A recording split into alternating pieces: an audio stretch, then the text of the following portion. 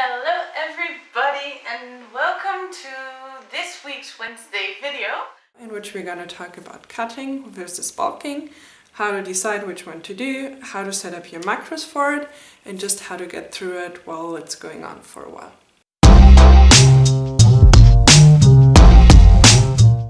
First off, if you're not a bodybuilder and you don't need to put on a lot of muscle mass in a short amount of time, you probably don't need to do heavy bulking and heavy cutting. It might be better for you to take a little bit more time and do slow recomposition of your body until you get to your goal point. If you are a bodybuilder or a powerlifter, you just have to look at your goals.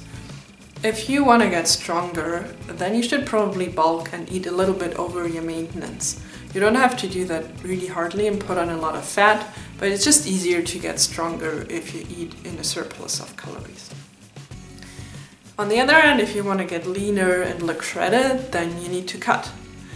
And again, if you're a bodybuilder and you're prepping for a show, then you probably need to do that a bit harder and faster than if you're a powerlifter and you just want to lose a couple of pounds before you weigh in for your next meet. We saw a video by Chris Jones in which he talked about cutting and bulking, and we really liked what he said in this video. What he basically said is that most people are not competitive bodybuilders or powerlifters. So their goal is mainly to look good in summer and bulk over winter time. So what those people should probably do is just bulk from like July to January and then switch to cutting from February to June. Because usually if you bulk for like 7-8 months, you put on the amount of body fat at which you're not that comfortable anymore, and then you can start cutting and then look good in summer. As we already told you in our P&P videos on Monday, I'm currently cutting and Lucy is bulking. And there are basically two things which you need to keep in mind, or which you need to change when you switch from cutting to bulking or the other way around. And those are firstly your macros, those are the most important things. And then secondly, you need to adapt your training a little bit to it. So for me, I think my maintenance is around 2300 calories a day, and I'm aiming for about 2600. That would be the perfect number for me. Of course, I'm now intuitive eating, but I know that I'm eating around that number, and some days even higher, and might be some lower. Like last week, I hit some low, I lost some weight, so I know I just eat a bit more and enjoy a little more food, and it's not that bad. If you look at your macros while cutting, the most important thing is that you eat in a deficit. So you need to eat less calories than you burn during the day to lose fat. You can change the numbers a bit how you want. I think protein is the one you can set on your body weight, and if you have a lean body mass for yourself, you can really figure it out precise the amount of protein needed. And for fats and for carbs, that really depends on how your body reacts to it. My body reacts good to carbs, and for most females that is the case. And fats just don't give me a lot of energy and they don't fill me up really, but they're good for your hormone and they're good for a lot of process in your body. So I'd recommend eating them just as well. There are different ways of how to find out what calories to eat and how to set up your macros. What I did is I calculated everything I ate for a typical day for me and ended up at 2600 calories. The next thing you need to know is your body weight, which for me currently is 163 pounds or 74 kilograms. If you want to cut, you would then subtract 400 to 500 calories of the amount you calculated for a typical day for you, which is 2200 calories for me. Then you need to have a look at your macro levels, which is protein, fat and carbohydrates. For protein, you want to go for roughly 1 gram per pound of body weight or 2.2 grams per kilogram of body weight. That's a little higher for cutting because protein keeps you satisfied, and you would lower that a little bit while bulking.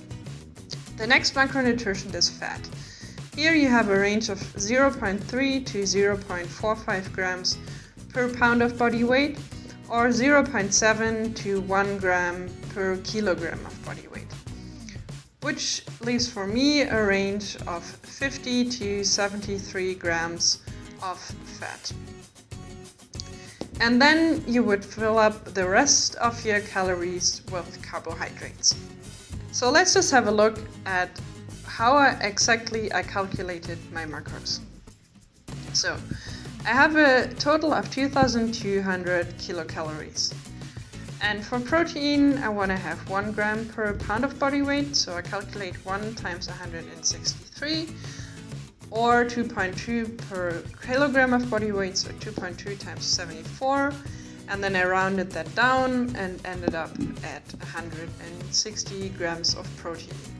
For fat, I went for the lower end of the range because I need to cut my fats lower to start losing body fat, but that's an individual thing. So I calculated 0.3 times 163 or 0.7 times 74 and ended up at 50 grams of fat. And then I needed to find out what calories I had left for carbohydrates. So for that you need to know how many calories you have for protein and fat. 1 gram of protein has 4 kilocalories, so that's 640 kilocalories here. And 1 gram of fat has 9 kilocalories, so that's 450 kilocalories in total. And then I subtracted both of them from the 2,200 kilocalories which I had in total. And that would leave me at 1,100 kilocalories for my carbohydrates. And 1 gram of carbohydrates has 4 kilocalories as well, same as the protein. So if you divide that by 4 now, I end up at 277.5 grams of carbohydrates. And I rounded that up to 280. So what I did is I went to iifym.com, ifitfitsyourmacros.com, and went to the calculator. There at the first step you have to fill in your gender, male, female, your age, your height, your weight, and if you know it, your body fat, otherwise you'll use the other option, and the days you'll exercise. Then you just press calculate and it comes with your BMR and your TDEE. Your BMR is the calories you'll need when you're, well, let's say into sleeping mode all day, and that's the amount of calories you need to maintain your weight and for your body just to work properly. Then your TDEE, that's what the calculator uses as an estimation of what your body needs to maintain the same weight. It says here it's 2148 calories, but in real life it's 2300 for me. About that. So then I said, well, for maintenance that I'm filling in my bulk for 2500 because it's a little higher than it says.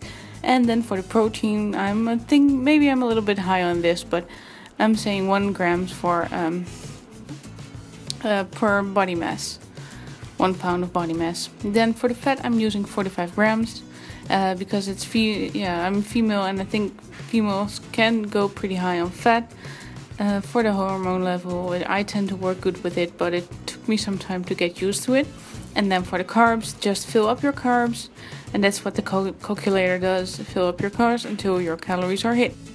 So for a day, that would mean for me 395 carbs, 115 protein, and 25 fats.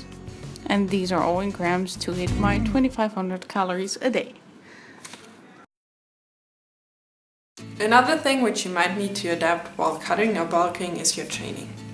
Because if you're cutting, you have a little less energy and you might need to adapt your training to that.